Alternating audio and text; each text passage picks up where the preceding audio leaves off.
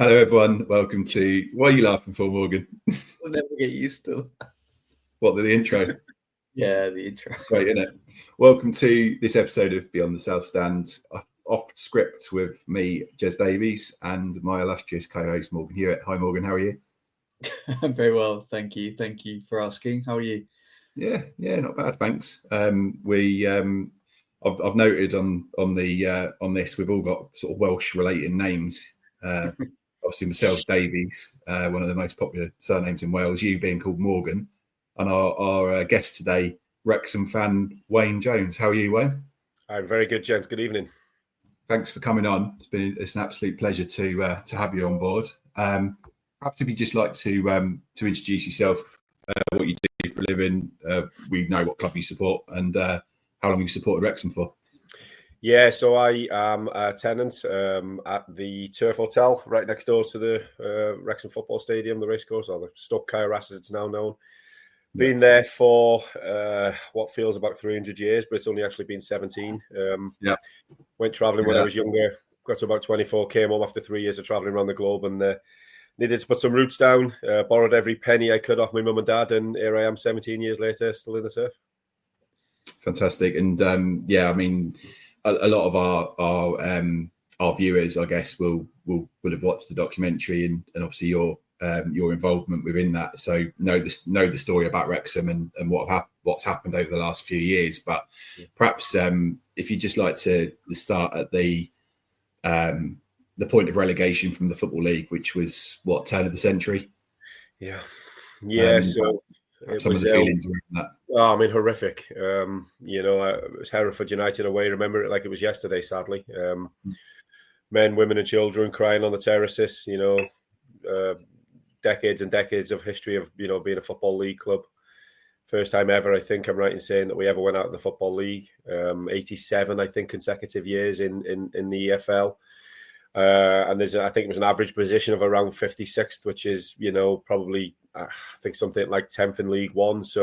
10th in League Two. So, yeah, a good, proud history of playing in the EFL. And when we went out of it, it was a really dark era, dark cloud hanging over the club. We had some, shall we use the word shady? We had some shady owners at the time. And, just a really, really horrible times. I think when you think back compared to where we are now, night and day.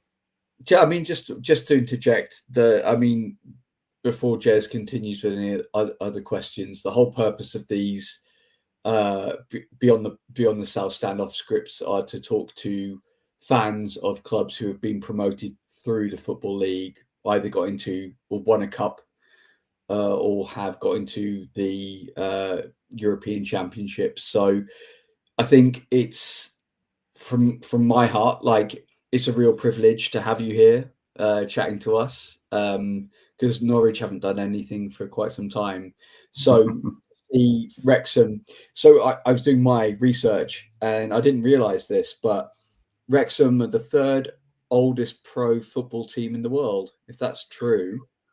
That's correct. Yeah, I believe, and I hope I'm right. I believe it goes Notts County, Stoke City, I'm going to say, and then I think it's us.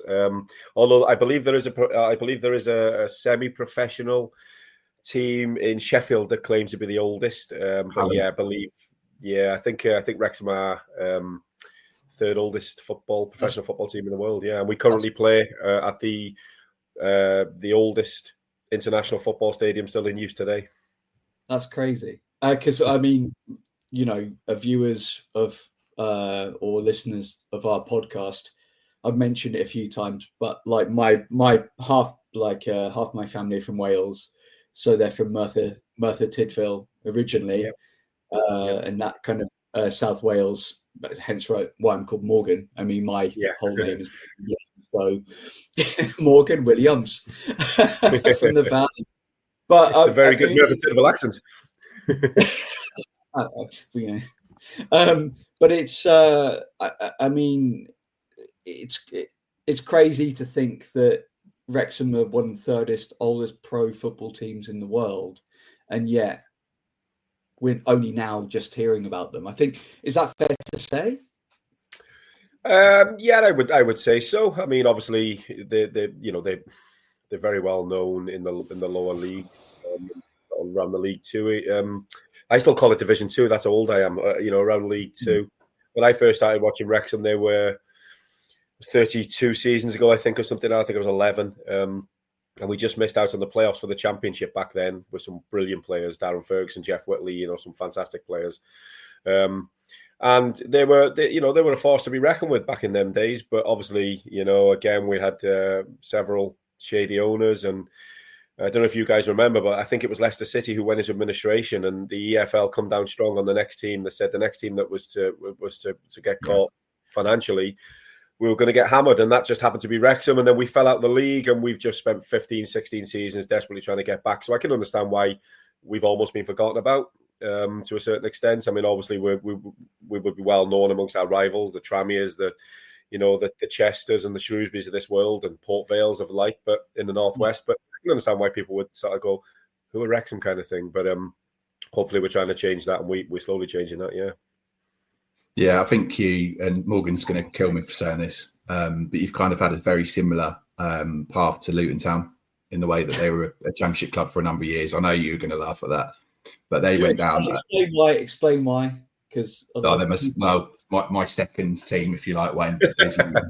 I went to university there and never left, but it's weird because you sort of see that sort of metaphoric rise from where they were there, and they're in the conference for 5 years, and then they've made it all the way to the Premier League. And although it's not the consecutive promotions that we've seen with Wrexham, it's it was over probably about 8 or 9 seasons, and you can see it can. I suppose the point I'm getting at is it can be done. So I think the clubs that are in the conference now, can take heart with that. Yeah, do you know what, Jez?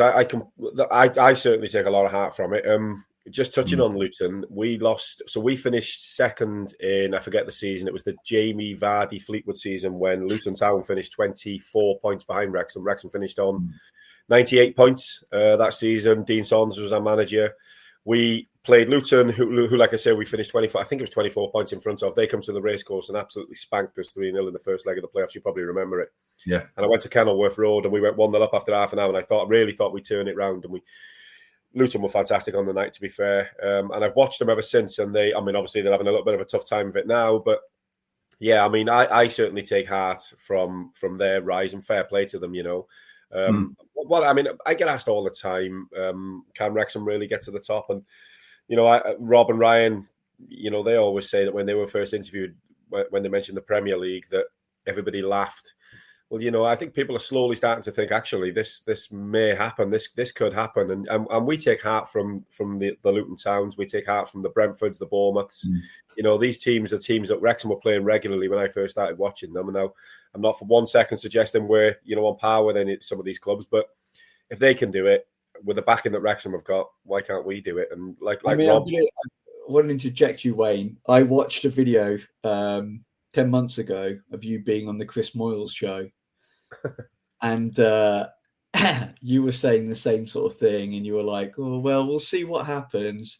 We'll see what happens with this League One season. We're not favourites to get up there. We've got rivals that are, Birmingham City. I mean, Birmingham City, whatever. But look where you are now. I mean, what do you say to that?" Yeah, I mean, listen, I always try to play my cards a little bit lower. I like to, I'm an optimist by heart. I'm always a half glass full kind of guy. Always believe in sort of giving them the benefit of the doubt when they have off days and things like that. But I'll be honest. I mean, I when we got promoted from League Two, which I was talking to somebody this morning, I said League Two because we put all our emotions into the National League, and I genuinely think now that if we were to get promoted to the Premier League, as huge as it would be, I don't think you would have the relief and the euphoria that we had around that National League campaign, because we were so desperate to get out of it. And as you guys were fully aware, the pyramid is so difficult down there that if you're not first, you could be like we were with Luton, you could be almost nowhere. So we flew through the National League, 111 points. Well, we didn't fly through it. Notts County run us very, very close. It was a fantastic season, probably one of the best I'll ever witness. But League Two to me is almost a blur, because before I knew it, I think the reason behind it is because it took probably 3 or 4 months to get a head round the National League campaign the previous year, that before we knew it was Christmas and we were 5 points clear. And so League Two is a huge blur to me, which just sounds daft to say because it's a 9-10 month season. And then I watched as we got promoted from League Two, I watched the Barnsley against Bolton game in the playoff final in League One, the League One we were about to join. Yeah. And it was a fantastic game. And as it turns out, neither of them got promoted. And I remember speaking to Rob McElhenney and saying, shit, can we just stay in League Two? Because I was panicking. I was really, and he was like, chill out, don't worry. We're going to spend, we're going to be fine. Reassured me a bit. I calmed down a bit. And obviously the rest is history and we stormed through it. And I had a very similar panic attack on Thursday when the fixtures come out for the championship. So we'll just, what do I know? I keep getting it wrong. So let's just say we're going to go with it and see where we go. I think it's interesting because you mentioned the National League there and how difficult it is to get out. And Barnet did really well this year and did. And you look at York City, they weren't far behind. I think they finished on, if it wasn't high 90s, so if it wasn't 100, it was high 90s. And they lost in their first playoff game against the team that won it, Oldham. I watched that game, yeah. It's like, you've dedicated the whole season to finish second and you've had the rug from pulled under your feet because literally that they're going to have to start again next season, and it must be so difficult to motivate yourself knowing that A, there's only one promotion place, and B, you've got a sort of this really difficult sort of playoff system where actually it probably benefits the teams that have to play the first games because you have to wait 3 or 4 weeks before you play this. Do you see what I'm saying? Absolutely, absolutely. And I mean, you touched on having to G yourself up for the following season. What a lot of people maybe don't realise is that it's almost shit or bust in the National League. A lot of people, a lot of owners will put all their finances into one season to give it a really good crack to try and get that funding from the, as an EFL League Two team. Yeah, I've seen it happen so many times, and then the following season, I hope it doesn't happen to York. I know Barnet the year before were close and didn't do it, but have done it this year. But I mean, they put so much money into it and effort into it. It's a real slog. I mean, I remember when Wrexham went first out to the National League, and we beat Stevenage 5-0 at home on the first game of the season. Everybody come back in the turf afterwards and was like, "This is easy. It's going to be fine." I remember the next game we lost 2-0 away to Rushden and Diamonds, and that really hit home that we were like, okay, this is going to be. And then, like I say, 15 seasons later, we're just so relieved to get out of it because it's such a. I actually think it's about time now that the rules change. I said the same thing when we were in the National League. I actually think that it should be 2 up and 1 playoff. The problem with that is. Sorry, carry on. No, I was just saying the problem with that is, you need the League Two teams to have a vote, and I think the most ever in favour of 2 up and 1 was 7. You need a majority vote. It's never going to happen, sadly, but it's a tough league. No, it's interesting because you mentioned Rushden and Diamonds there, and a good friend of mine, Rob Sharp, who, funny enough, knows Ben Tozer, who we mentioned earlier. It was his stag weekend we went on. He was a Rushden and Diamonds fan. And that's the other side of the coin, isn't it? Where you see a club that have put, as you said, all their eggs in one basket, and then 3 or 4 years later they can't sustain it because Rushden's, surrounded by Northampton Town, Milton Keynes Dons that came on board, Luton Town. I'm trying to think of other clubs around that region, and just couldn't ever gain the support they needed to have that club as a sustained football league club. So that's the other side of the coin, isn't it? Where they've gone and. Yeah, blowing it. But then you mentioned Stevenage as well. I mean, it's a club that's literally about 2 miles that way from where I live. I live very close to Stevenage, and they've actually bucked the trend of a club that's, in all essence, I don't think Stevenage fans would mind me saying it's a non-league side, but they're a sustained League One side now because of how they run that football club. Yeah. It's brilliant.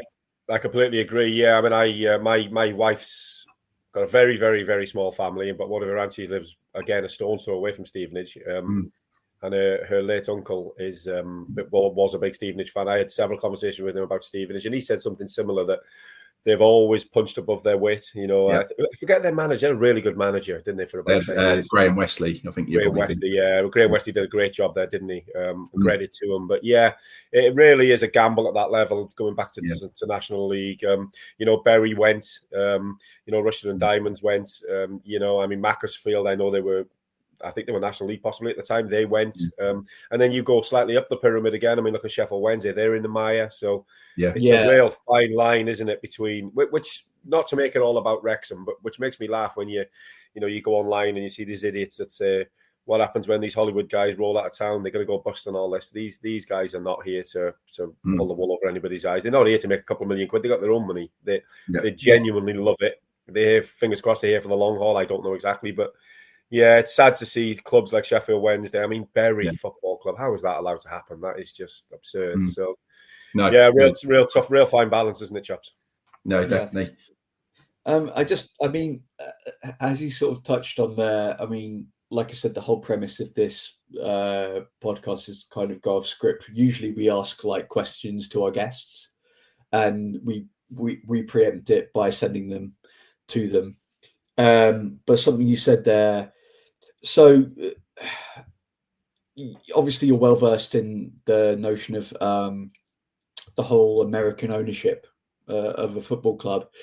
Norwich, we've just been taken over by Mark Atanasio, who owns a baseball club in the States called Milwaukee Brewers, who have done pretty well in a, I suppose, quite a frugal way. Would that be fair to say, Jez? Yeah. So, like in this instance, what do you think American kind of input and ownership of like football clubs through the leagues is bringing to the UK?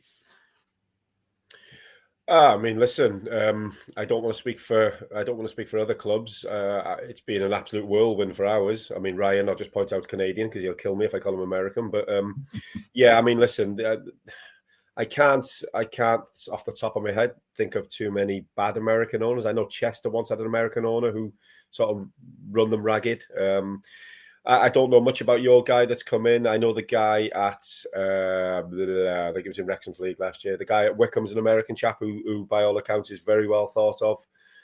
Obviously, you've got Tom Brady, who's involved in Birmingham City, and an American-backed by Tom Wagner, who had the pleasure of meeting, who's a lovely, down-to-earth guy. He's got a silly amount of money, and he seems to be really generating the area of Birmingham and really prospering the city of Birmingham, which is great to see. So I wouldn't be in an expert position to comment on all owners. I would imagine there probably are a few iffy ones out there, whether they be American or not. That's always the case, sadly. But no, I wish Norwich well. I've got a lot of time for Norwich. I sort of weird thing about Norwich growing up when I was watching Match of the Day, I was always mesmerised by the fact that every single time I watched them on Match of the Day, it was always sold out. And they always used to have I weirdly remember them having like a guy that used to sit there in like an orange steward's jacket. They used to see him on Match of the Day every week. And Norwich, I don't know if you remember it, stuck in my mind for years. And then I remember I sort of fell in love with Darren Huckabee. I just remember Darren Huckabee being an absolute legend. So yeah, so no, I mean, good luck to you. Thank you. There's nothing wrong. There's nothing wrong with frugal. You know, I think if you're touching on the baseball side, is frugal. Then, you know, again about Wrexham, you know, people think because some of the media reports that I read are ridiculous. I just laugh. You know, it's ridiculous. Yeah. We're going to spend this amount of money on Tom Kearney, and we're going to spend this money on Vardy. 99.9% of it is a load of nonsense. We're just idiots trying to get clicks on social media for attention. What I would say is we've got a very, very good CEO in Mike Williamson, who the Rob and Ryan have appointed, and Sean Harvey, whether you love him or hate him, I know he's got his doubters in the Football League. Sean Harvey's been an absolute breath of fresh air for Wrexham Football Club, and he's kept everything on an even keel. When you could be maybe a little bit worried that it could go a little bit too Americanized, can I say that he's not? He's just going to keep everything in order. If Rob and Ryan don't get involved with decisions, they leave it down to Sean. They leave it down to Mike. Previously, Fleur Robinson. Sorry. And yeah, I mean, I wouldn't. Listen, we spent a lot of money in the National League. I don't think there's any denying that. I think we were more than competitive in League Two, but Stockport spent a lot of money. I know for a fact we weren't in the top 2 or 3 highest spenders in League One. I mean, Peterborough United spends more money than Wrexham. Their owners admitted that, and look where they finished. So there's nothing wrong with frugal whatsoever. If you can do it on a shoestring, that's the best way to do it. But sadly, football needs money. But I wish you well with your owner. Are you confident with him? Early days. I think it's. You know, we tried. You don't want to talk about Norwich too much, but well, it is a Norwich podcast, isn't it, Morgan? So I suppose we could. Yeah, so we had a manager last season, Borup, who was Danish chap, brought in from a a club in Denmark. And it looked like it was going to work at the start. Like we were playing some quite attractive football and pretty much demolishing teams at home. But it was never consistent enough. We had a lot of injuries, and it never really worked out for us last season. And I think everyone saw it as a transition season, and it just never worked. So we've gone for a tried and tested manager this year, Liam Manning, who was manager at Bristol City last season. Yeah, know him, yeah. And got a team. Bristol perhaps weren't, again, one of the biggest spenders, but actually got them over.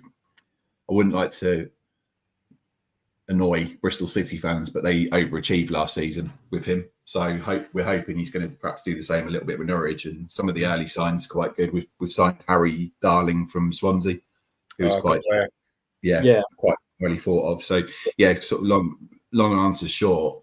Yeah, it's long. You know, it's quite a little bit early to decide really, but I think we will. Optimistic. As well as them being sorry, Morgan, carry on. I think Jez. I mean, I had this conversation with we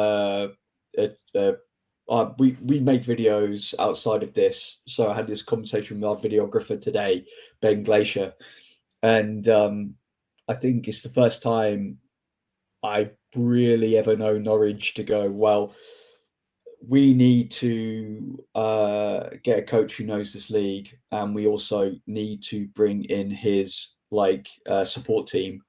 We also need to address our goalkeeping situation. We also need to address our defending situation. And we've gone out and we bought those players. Whereas in the past, I think we struggled with investment, and so whereby some a club might ask for, I don't know, 4.5 for a player, and we'd be like, oh, can we get them for like 4 million? And they'd be like, nah. And then we'd be like, okay, cool. And then we just move on to someone who's like second or third choice, end up paying that in the first place. And then them not being as good. This is the first time I've known Norwich to be like, right, this is what we need to do, and do this, and this. And No, I don't know if that comes from having the backing. I mean, Wayne, like yourself with Wrexham, no secret that you've got through two tough leagues with a bit of financial backing. I mean, how describe your journey, because I don't want to talk about Norwich anymore. Like, describe your journey over the past few seasons, please. Yeah, I mean, obviously it's no secret we've had a few quid to spend. Nothing compared to some of the reports you'll read. I'll be honest. To my knowledge, anyway. I mean, I don't know everything. I just run a pub, but I know a few of the people next door, and I don't think the money that some people suggest we've spent. Obviously, we've spent money. We certainly spent well in the National League, but I think. Do you know what? I mean, getting Paul Mullin was a huge moment for Wrexham. But the biggest signing for me, and I think everybody will agree, it's easy to say now because back-to-back promotions. Just get that in, by the way. Do you know what? I think our biggest signing was the manager. I think it was such a shrewd move. Just going out and getting Phil, who at the time, I think I did maybe just a little bit of a crossroads in his career. He'd been let go by Sunderland and whatnot. But people tend to forget with Phil Parkinson, he got Bolton Wanderers promoted from League One. And I think they were under a transfer embargo or something like that. They had no money. He's just a brilliant. Do you know what he is? He's a brilliant man. He's the nicest guy you'll ever meet, which makes me laugh because when you hear him swearing on the documentary and then you speak to him in real life, you have to tell him to speak up because he's very softly spoken. I think the effing and jeffing is quite clearly to get a reaction out of the players, and 9 times out of 10 it works. Nicest man in the world. So he was our biggest signing for me. And then going out and getting a proven goal scorer in Paul Mullin. And credit to him. So Ollie Palmer was a big moment for Wrexham as well, because we were about 12th or 13th, if I remember right, in the National League. And we needed somebody for Mullin to play off. And Palmer came in and completely transformed us. And I know that Mullin obviously has now gone to Wigan. And what will happen with Palmer, I'm not sure. The big transfer talk is that he'll get shipped out this summer. And if that happens, then you know what? There'll always be heroes in these parts because they came in when the chips were down, when it was really a slog in the National League. and they got us over the line, and then obviously slowly but surely Phil and the coaching team managed to add a little bit of quality in League Two. So, we signed Arthur on loan, who was just a phenomenal signing. I mean, he's just going to be. We had Ben Foster, obviously, and I feel a little bit sorry for Chomp, because Chomp was responsible for a majority of points in that National League team, and then Ben come in and pulled the save off against Notts County. And as brilliant as that was, people tend to forget about Chomp. But yeah, so we signed Arthur, who, in my opinion, the goalkeeper. He's 22, a lot to learn. Needs to come off his line a bit more, and he certainly needs to be a bit more vocal. But he's a baby in goalkeeping terms. He for me. I might eat these words in a year or two, but he, for me, will play at the very top. I genuinely believe he will be a top 6 Premier League goalkeeper. He's got everything. He's absolutely class. We got him on a free from Arsenal, which was an absolute bargain. I mean, it's a steal. Yeah. We've stole him, basically. Yeah. So we just added bits of quality to it, and we adjusted to League Two much, much better than I thought we would. Credit to Stockport. They were better than us. They tipped us to the title. We weren't bothered. We were up. That was all that mattered. Yes, we spent a few quid. Clearly, we spent a few quid. And then we suddenly found ourselves in what seemed like overnight in League One. And I think that's when majority of Wrexham fans that I speak to on a daily or weekly basis were saying at the time that we would quite happily settle for just not stagnate, but let's just acclimatise. Let's just find our feet. Yeah. We still don't have a training facility. We're still renting off the FAW, which is in Wrexham, multi-million-pound facility. So it's brilliant, but we're renting it. So at the moment, it's papering over the cracks a bit on the training facility side. I don't know many Championship teams that don't have their own training facility. And then on top of that, again, if you've seen the documentary to our viewers, we've now taken down the temporary stand, and we're about to build a all singing, all dancing, beautiful cop stand. So it's all going on off the pitch, but I think a lot of Wrexham supporters, including myself, would have taken a top half finish in League One, and would have just let everything else around us catch up. And that's all. But that's all well said and done. When you find yourself 3 points clear with a game to go, then you're not turning that down. In answer to your question about this season, I'll be honest, I don't know if I can swear on this podcast, but I'm absolutely shitting myself. We're really, really, really in with the big boys. I was in Greece last week with my wife, and I was pacing around the hotel waiting for the fixtures to come out. She told me to sit down 5 times, and then I sat down and got myself a pint of Mythos, and the fixtures come out, and then I had to quickly get myself another pint of Mythos because I thought, oh God, this is worrying. But I thought that last year. So this is what you do, though. This is what you do. I've seen that video on the Chris Moyes show. You'll be up there. You know what I said to Jez, because we interviewed a Birmingham City fan a few weeks ago as part of this whole Beyond the South Stand thing. And by the way, sorry to interrupt, Morgan, who is also on that stag weekend with oh, yeah. How big was the stag weekend? Why wasn't I there? Crazy, isn't it? Crazy. But anyway, basically, I said to him on that. Is it Luke Burns? Yeah. Shout out to Luke Burns if you're watching this. I said to him, I fear Wrexham and Birmingham coming up. Believe it or not, you've got momentum, and we know because we've been in League One. Norwich know because we've been in League One. You get a good manager, and you've got players like Houlihan and Holt who are dragging that team through. Russ Martin, who are dragging that team up. You've got momentum, and we faltered quite considerably last season. Obviously, we've got Manning now, and we've been very shrewd with who we're buying, and I'm sure the players that we bought last season will come to a head and do well for us. Mm-hmm. But I said on that podcast to Luke, I was like, I'm actually quite scared of Wrexham and Birmingham. I genuinely think you've got the swing, and I can see you pushing yourself up there towards the playoffs without it being too much of a problem. Yeah, I think a lot of mediocre sides in Championship. I think when teams who have never been up to that level or haven't been there in a while thinks that it's a massive leap. But believe me, without being disrespectful to a lot of Championship sides, and we've spoken to a lot of those last season, Jez, I think you'd be surprised how well you will do? Well, I hope you're right. I mean, one of my passions is watching Wales internationally. So I know a lot of Cardiff fans. I know a lot of Swansea fans. And I spoke to a Cardiff fan, maybe a matter of days after we got promoted, and he was like suicidal, obviously, because they just got relegated. And he was not in a good place. But he was like, you know what, Wayne? He said that the Championship is almost 2 leagues. He said the top 6 are usually different gravy. They're usually your Sheffield United, your Burnleys, your Leeds. When you chuck Coventry, Middlesbrough in there, he said they're good sides. He said, and then you've got maybe 4 or 5 teams after that, which you probably put Norwich in, your Bristol Cities. He said, who you can maybe turn over, but they'll usually get the better of you. He said, but there's also 10 teams that I believe Wrexham are better than. He said, I've watched Wrexham 10 or 12 times this season. Now, listen, in my opinion, we're not this all singing, all dancing Man City of League One. It was a grind. It was a hard watch. Wrexham fans will agree with it. It was a real hard watch. I think we had 10 or 11 1-0 wins, which tells you, we don't play 4-3-3 attacking football or we're wingers. We sit in, we pick our moments, and we try to.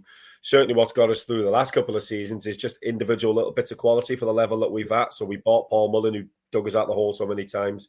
We got Sam Smith last year from Reading, who's really interested to see how he does in the Championship because he's a really good player. So he we played Wickham away, really close game, was literally down to the neck and wire, and he just puts one in the top corner. So we just had moments of quality that gets us through. My concern with the Championship, I mean, this is all said before we sign who we sign, and I'm sure they've got several players lined up. But and I don't know who they are. They could be world beaters for all I know. But my worry when I look at the squad going into next season, obviously our squad will change. But if we were going into the Championship with the squad that we had last year, 2 things that stand out for me: one, we don't have anywhere near enough pace, and it's a lot quicker in the Championship, regardless of whether you're 22nd or first. It's just quicker. And 2. I look at them 1-0 wins that Parky digs out 2 ways. I look at one, I think if we can pull out 4 or 5 or 6, 7 1-0 wins, then it will hopefully be enough to keep us on the safe side. But the other way I look at that is the 1-0s we were pulling off. We were a little bit fortunate. I don't sometimes think you get that rubber of the green in the Championship just because it's all around better quality. But now, you've reassured me now, Morgan. I'm a little bit calmer because, like I say, coming into this interview, I was kind of like, "Oh my God, this is going to be a long season." But I think if you asked every Wrexham supporter in that, well, I don't want to speak for every Wrexham supporter, but if you ask me now, you know what, Wayne, we'll quite happily give you, let's say, 15th place. I'd take it. Absolutely, I'd take it. We just need to establish ourselves. We need to establish ourselves. And I mean, I'm grateful for what you said about us. You think we might possibly flirt with the playoffs. That was the opinion I took about League One, and thankfully we did well. But this is a jump that we haven't been there in 43 years, And although we've got momentum, I think that will see us through to be safe. I'm confident we'll be safe. But then to get that jump from sort of 15th, 14th, 13th to the top 8, you'll know better than I do because you're Championship supporter, you're a sport Championship club. That is a big. I mean, I hope I'm wrong. I hope we're 5 points clear with 2 games to go, but I just can't see it. I think you need a bit of luck as well. I think, that's, again, what I mentioned earlier on about the injuries. It done us last year, purely and simple. And I think if you have a season where you're a Coventry and you saw Frank Lampard come in there, but it looked as if they had a relatively fit squad. And I think that's what carried them through. But, I think we've talked at length about, obviously, on the pitch. And I just want to touch a little bit more off the pitch. So, well-documented story. And we've talked about it a little bit with Wrexham, Ryan and Rob coming in. First off, when did you get an inkling it was going to happen? And what's the experience been like with that? And, having the documentary cameras turn up, etc., to the pub. What's been some highlights and maybe some lowlights if there has been any? Yeah, absolutely. I mean, I found out just like everybody else. It was just, I think it was social media, or it might have been our fans forum, which is a site called Red Passion. And I remember the first time. I remember the first time I read it, and I burst out laughing. I'll be honest. I kind of just went, "It's silly season on Red Passion tonight." And then obviously when the Wrexham Supporters Trust, who was fan owned at the time, when they announced it was 2 high profile fellas, people still didn't really want to believe it. I think people if I'm being brutally honest, there was a lot of pessimism. People, because we've been robbed from pillar to post over the years by 7 bad guys. So I think the first initial reaction was kind of like, when we found out it was Rob and Ryan, we were kind of like, well, hold on a second, why? What do we have left? What do we have left that they can take? You know, Ryan and Rob are worth hundreds of millions of pounds. What do they need from little old Wrexham with a stadium that was falling apart, a team that wasn't, you know, I could have got 11 guys in the pub on a Friday night to give Wrexham a game back in them days. So, I think the initial reaction was kind of like, why? You know, then when we had the fans had a Zoom call with them, I think instantly people just got put at ease. You could tell they were genuine. And now years later, obviously, you know, I'm lucky enough to get to know them on a personal level. They're just lovely people. So yeah, it's been an incredible ride. So I found out, literally nearly fell down the stairs in laughter. And then I remember the first Zoom call with them. It was just weird because it was COVID, right? So I just remember sitting in a pub with my laptop by the bar, listening to these guys for about 45 minutes. And then close the laptop and just burst out laughing. I don't know what to laugh, cry, swing off the pool lights, run around the car park naked. I didn't know what to do. I just couldn't believe it. And then once I calmed down, the worry instantly kicks in, because you think, oh, look where we could go, look what we could do. You know, your small child football brain starts thinking, what we could actually maybe get back in the Football League. That was my initial, let's just get in the Football League if they take over. Like a real excited little kid. It's just brilliant. And then obviously when it went through, it was just, I mean, surreal, just absolutely bonkers. And I remember the first time the documentary was mentioned, and I was getting text messages off my mate saying, oh, you're probably going to get to meet Ryan and Rob. And I was like, well, if they come into the pub, yeah, sure.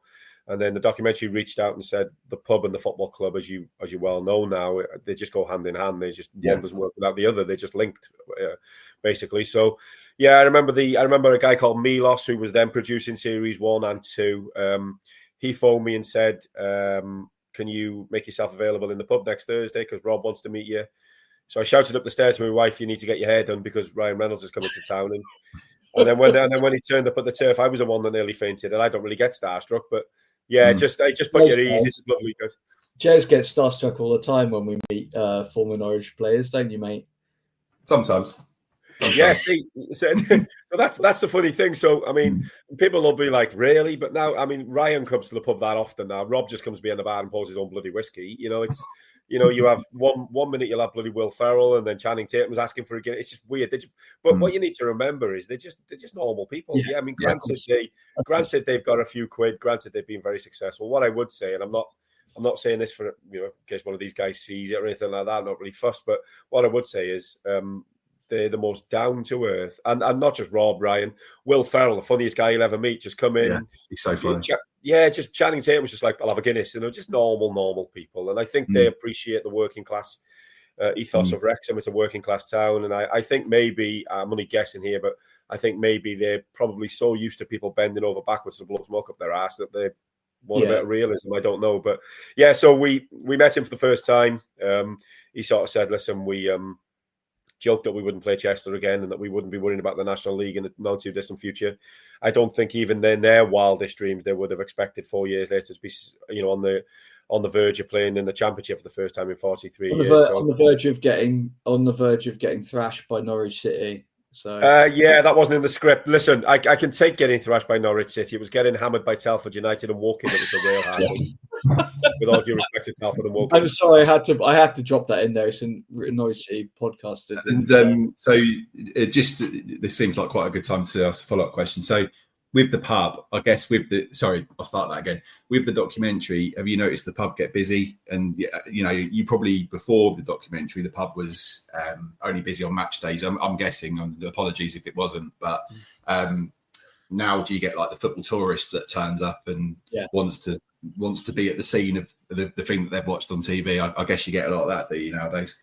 Oh, absolutely, Jez. Yeah, I mean, the pub, so roughly in finance terms, the pub used to be about 30% of our turnover was match days, 70% was non-match days.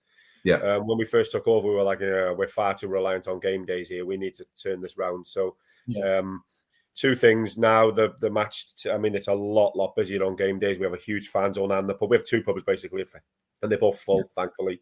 Lots of loyal and local customers keep coming back, and whatnot. So yeah, I mean, I think the turnover now is about 9% is match days. It's a busy pub.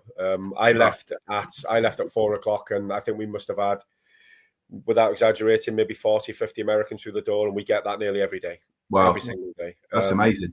Yeah, it's bonkers. Yeah, I mean, it's 4 years on now, and I still doesn't make sense to me. You know, I sat in my car this afternoon for an hour just to start doing my VAT return so I could hide for an hour and put the sun visor down. And, you know, it's lovely. I try to spend as much time with every single one of them because they've come so far. Majority of them are in the UK visiting friends, or, you know, they've come to do something else in the UK. But lots of them fly in just for the games. Lots of them fly in just to come. We had 10 guys from Malaysia fly in, had 4 pints in the turf and flew home. It was bonkers. Like, that's amazing. It's crazy. Yeah.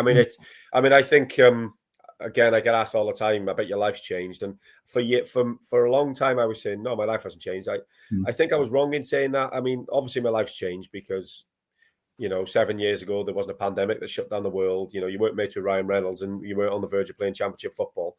I think what I've been meaning to say to people is I don't think I've changed. I still work 60, 70 hours a week. I'm still there 7 o'clock in the morning. I just think if you get, not that my mum would allow me to, but I think if you were to get maybe too ahead of yourself or maybe forget where you've come from, somebody would soon put you back in place, and I'd expect nothing less. So still the same working class guy I always have been. But if you're asking if life's changed and if the pub's got busy, of course it has. I mean, you got Ryan Reynolds tweeting out, go to the turf and have a beer with Wayne, or go and have a burger. Thanks, Ryan. Like well, we're not busy enough anyway. Cheers for that. But yeah, life has changed. But all I really care about deep down, I genuinely care about the people, and I care about the football team. And the town is absolutely booming. The people have a smile on their face. And like I say, I know I've said it several times, we're on the verge of playing Championship Football Club, and that's all I care about, really. Yeah. No, it's brilliant. I think, sorry, but we're going to have to carry on. Just on that, what do you think the whole thing has done to Welsh football? Because I mean, like I've always obviously I don't really like international football, and Jez has never really heard me say this. The English team, the England team, I said the other day to Jez, I was like, what is the problem that the under 21s can win the Euros without their heads going, but the first team can't do anything? And so for me, I started having more of a following towards the Welsh team. I'm allowed to because my granddad was from Merthyr Tydfil. But I always found that the Welsh squad, they tried hard, looked after each other, and have done pretty well since back in 2016. So what do you think this situation will bring to the Welsh national side? I mean, it's difficult to say. You know, there was an argument recently about if Wrexham were up in the Championship or hopefully one day the Premiership, that it would be very beneficial for Welsh football. And the counter argument by a lot of fans was, why? Unless they develop local lads and whatnot, then it's not going to be. It's very difficult to say, Morgan, what it's going to do overall for the national team. I just think the feel good factor. I mean, first and foremost, what this will allow Wrexham to do is, which they're in almost completing, I believe, is to develop an unbelievable multi-million-pound academy where local kids from all around North Wales. Now we've got a catchment area in North Wales of 700,000-800,000 people. It's a big catchment area. So whereas Everton, Man City, Liverpool would just cherry pick these kids from 6-7 years of age, and they would go because Wrexham didn't have much of an academy to speak of. Now we're giving them the hope that if you want to get to the top, you can do it with Wrexham. And if you're the best Welsh young kid in the area, why do you need to choose to go to Stoke City or to go to Everton? I mean, granted, Everton are a huge club, but Wrexham can give you almost what these clubs can give you at an academy. So it's difficult to say. It's difficult to say what it's doing for the current first national team. In fact, it's probably not doing much other than the feel good factor side of things, maybe. But I'd like to think that and I know the club are really driven on this, I'd like to think that in 10, 12 years, we will have 4 or 5 players running out for the national team in a major championship, and they will have come through the Wrexham Academy, and they'll hopefully still be in the Premier League, or hopefully be in the Premier League or top end of the Championship, wherever it may be, and they will have Wrexham crests upon their chest.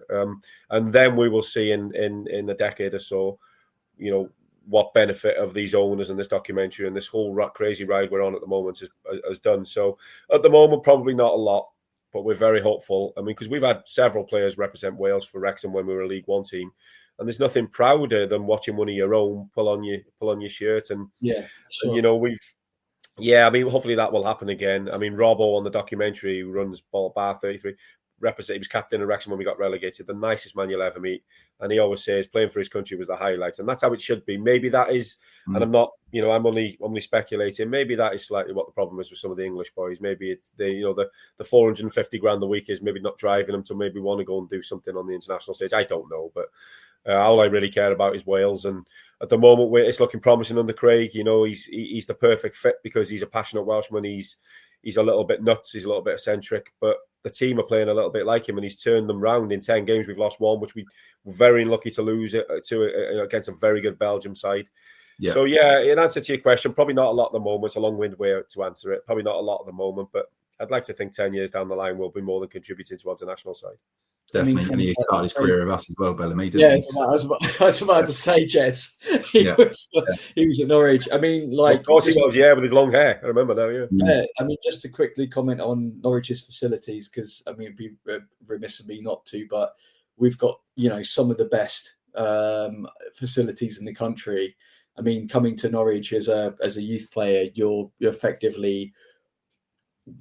I guess it's almost like football rehab, Jez. Like, you're out of the way. You've got these amazing facilities. You can train. I mean, we're yet to go to Colney, but like from what we understand, that's kind of where I'm hoping. Obviously, Wrexham will be sooner than later, because obviously I want to see the Welsh national side do well, because I have that little bit in me, and if you're the the focal point for that regeneration of a national side that is going to be out there and do fantastically well on the European worldwide stage, then all power to you. No, for sure. There's as a proud Welshman, there's nothing more patriotic than watching any sport where your country run out. Rugby, football, anything. If you're wearing the dragon upon your chest, as we say, then we're a very patriotic. I'm not saying England are not. I know they're a patriotic nation. Wales are a very patriotic nation. It's almost a kind of us against the world attitude that we have, because we're 2.8 million people. We're always sort of laughed at by the noisy neighbours in England. We're almost expected to. We're going to get knocked out in the first round. One of the highlights of my life was finishing top in Euro 2016. It was I sat in the stadium when we beat Russia, and I looked at the group on the big screen, and I just said to my wife at the time, "Take that in, because that never happens. That's there could be another 100 years before we top a group like that." And obviously, we went on to do so well. Coleman was different gravy and whatnot. So, I mean, I love watching him. I understand why a lot of people don't like international football, because they want to watch more club football and whatnot. But I love it. I mean, it's a little bit of a respite from my worry watching Wrexham as well, because you don't want to see your country lose. Clearly, you don't want to watch Wales or England in Jez's case. You don't want to see your country lose, but it's almost a case of, if your country lose, you kind of go, right, okay, who've Wrexham got on Saturday? Let's start worrying about that again. But it's a funny one, isn't it? I really want Bellamy to do well, because I know he's got his doubters, and I know there's a lot of people out there probably don't like him because he's a little bit opinionated. But I think he's a lovely guy. And if you remember right, when he's at Liverpool and he smacked Juan Anarisa around the head with a golf club, I think it was, he got fined £40,000 by Liverpool, and he donated it to Wrexham at the time. And at the time, it was like a golden ticket, because we didn't know when the next electricity bill was going to be paid. So there's a lot of people in North Wales that wish Craig, the national team, but really want Bellamy to do well. No, excellent. Wayne, thank you so much for coming on today. It's been an absolute privilege to get to know you, and I wish Wrexham the best of luck next season. I'll actually be in Wrexham in January when we play you. So well, make sure you reach out. Make sure you stop by and come and have a pint. You'll never know who's going to be in, but make sure you reach out. And no, 100%. I'll certainly do that. Before we let you go, though, we Morgan does a random question of the week. So I think you'll enjoy this. So I'll hand you over to Morgan for the random question of the week. I'm glad you're sitting down, Wayne. Anyway. Oh, right. Random question of the week.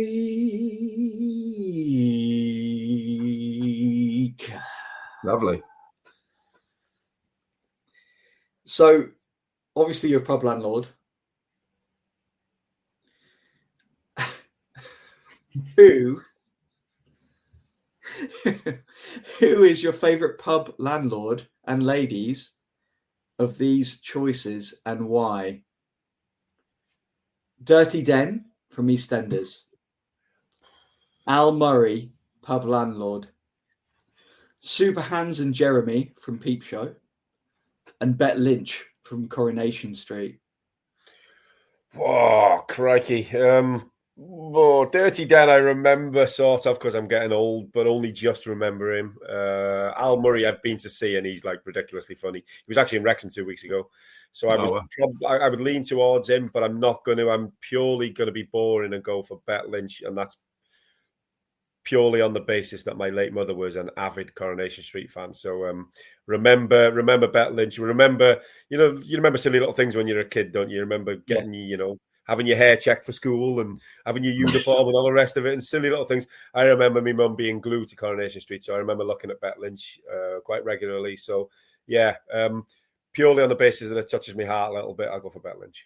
Yeah, nice. I love that. Me and my mum used to watch. Me and my mum used to watch Emmerdale and Coronation Street back to back. Yeah. So shout out to that, Jez. Absolutely Brilliant. Well, I'm surprised you didn't say Peggy Mitchell because she'd be mine. Yeah, but I already mentioned Dirty Den. You can't do. Oh, let's go with Dirty Den. I mean, I'm an avid EastEnders watcher, so I'll have to go for the EastEnders one, I think. But I think another one you didn't mention was John Thompson in Member Haven Badly. That if you remember that, he was funny, really funny. Yeah, that was a great show. Oh, superb. I'll go for Super Hans and Jeremy because it's the sort of thing that me and you will end up doing, Jez, where you just have like washing machines and the and what did they say about Coldplay? Yeah, but you're not allowed to play it on the jukebox or something like that, wasn't it? I can't remember now. No, it was, not Coldplay fans. You can't trust people, Jez. People buy Coldplay records and voted for the Nazis. That's true. Yeah, it was going so well until then. Never mind. I think he also said that Norwich turn up. Norwich never win anything, but they still turn up, the bastards, or something like that.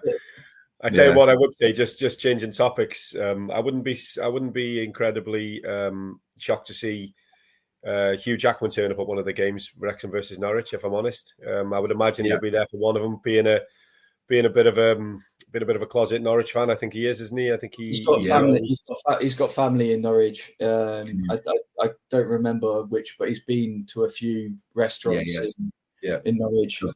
The Deadpool and Wolverine link, isn't it? Yeah, he's been to Wrexham. He's been to Wrexham a couple of times, and obviously very close, for very, very good mates with Ryan. So I would imagine that they'll make a weekend of it either in Wrexham or Norwich. So watch this space, because they'll definitely make a funny video or some mimic about it. That's what they do. They just like to take the piss out of each other. But yeah, I mean, That'd be 100%. They've got it's such a good opportunity not to, really, isn't it? Yeah, for sure. Yeah, I think that was being heavily discussed when you guys got promoted amongst the Norwich fans. So yeah, that'd be funny. Well, thanks once again. Thank you. As we say, I'll definitely pop it. Are you coming to the Norwich? Will you be at the Norwich game at Carrow? I will be, yes, Jez. If you wouldn't mind just sending me a WhatsApp, I'll store your name and we'll meet up for a pint. I'm going to spend a long weekend in Southampton first and foremost, with my wife and my family. I'm going to have a couple of days down there. Lovely. And then I might stay down there if we lose 8-0 and hide, but who knows? Probably the best time to play them. Probably the best time to play them. I mean, I'm probably making a rod for my own back here, but if you want to play one of the teams that's set to be right up there, then who knows? I mean, we could go there and lose 6-0. We could catch them cold. You never know. What I would say is there's spirit in this Wrexham team, there's spirit in this manager, and watch this space, I guess. Yeah. I mean, the coaching horses is where me and Morgan tend to frequent before the game. That's right. That's right outside the train station on Fort Road. So, that's probably where we'll. Sounds good. Okay, so for everyone else listening, if you can see the thing at the bottom of the page, but please like and subscribe our channel. You laugh at this every time, Morgan. Every time, because you sound so vicious when you do this. never gets any better. So yeah, please like and subscribe on our channel. You can follow us on all the social media channels, Facebook, Instagram, and X, and you can now watch the show on YouTube and listen to us on all the podcast channels. I've been Jez Davies. I've been Morgan Hewitt. I've been Wayne Jones. Bye-bye. Bye-bye, everyone. Okay, Thank guys. you. And there's always a bit where I'm not ready to press end record.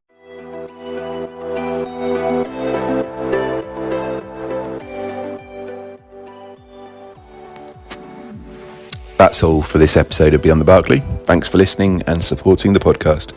If you enjoyed it, be sure to follow, leave a review, and share it with fellow Norwich City fans. We'll be back soon with more insight and discussion from around Carrow Road. Until then, on the Ball City.